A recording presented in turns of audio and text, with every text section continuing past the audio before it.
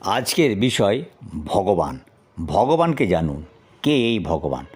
না, ভগবান শব্দে 5টি অক্ষর আছে। ভ, গ, ব, অ, দন্তেন্ন।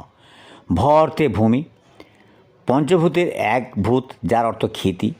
এছাড়া ভ শব্দে ভগ বুঝায়, যার অর্থ ঐশ্বর্য বা যিনি ঐশ্বর্যবান।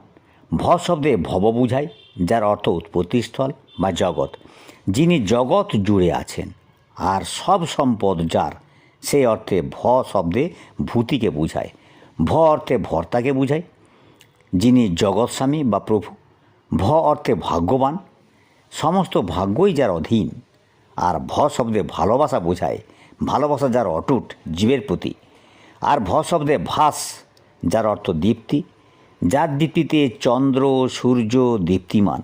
উপনিষদের ভাষায় ন তত্র সূর্য ভাতে ন চন্দ্র তারকম নেমা বিদ্যুৎ ভান্তি কুতো অয়মগ্নি। অর্থাৎ তার এতই দীপ্তি, তাকে কেউ প্রকাশ করতে পারে না।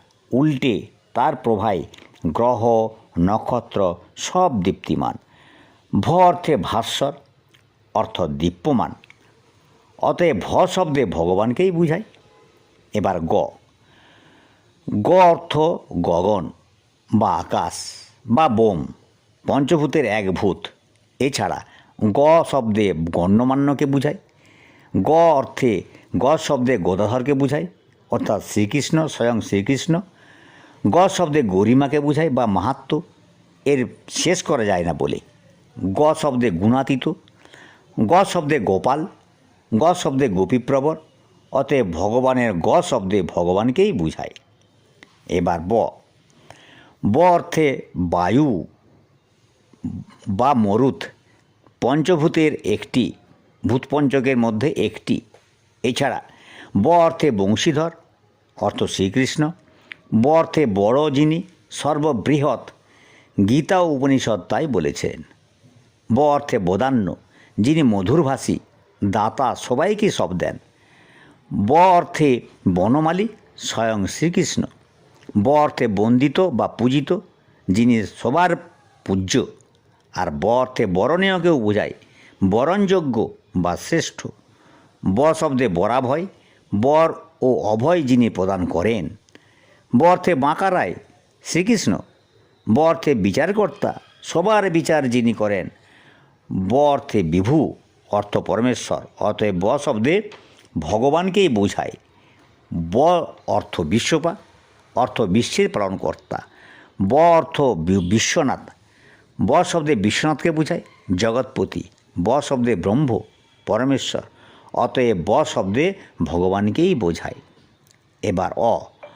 অ শব্দে অগ্নি, যার অর্থ তেজ।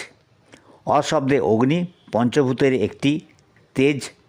বেদ তাই বলেছে, অগ্নিমিলে পুরোহিতম যজ্ঞস্য দেব মৃত্যুবীজম হোতারম রত্নধাতমম।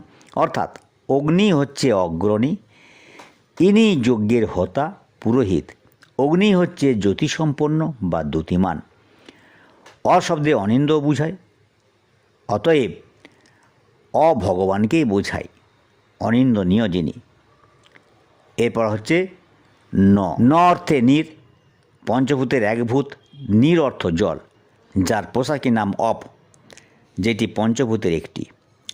ন শব্দে নারায়ণ, বিষ্ণু বা কৃষ্ণকে বোঝায়। ন শব্দে ন্যায়পরায়ণ, যিনি অন্যায়কে প্রশ্রয় দেন না, ন্যায় অন্যায় বিচার করেন। এভাবে ন শব্দে ভগবানকেই বোঝায়। বাংলা কবির ভাষায় ভগবানের উদ্দেশ্যে আছো নল নীলে চিরনভ নীলে ভূধর সলিলে গহনে আছো বিটপিরতায় জলদের গায় শশী তারকায় তপনে। এখানে ভগবান পঞ্চভূতের মধ্যেই বিরাজ করছেন। ভ অর্থে ভূমি, যার অর্থ ক্ষিতি। গ অর্থে গগন, যাকে বলা হয় বোম। ব অর্থে বায়ু, যাকে বলা হয় মরুত। অ অর্থে অগ্নি, যাকে বলা হয় তেজ। ন অর্থে নীর, যাকে বলা হয় অপ। আজ এই পর্যন্ত। ধন্যবাদ।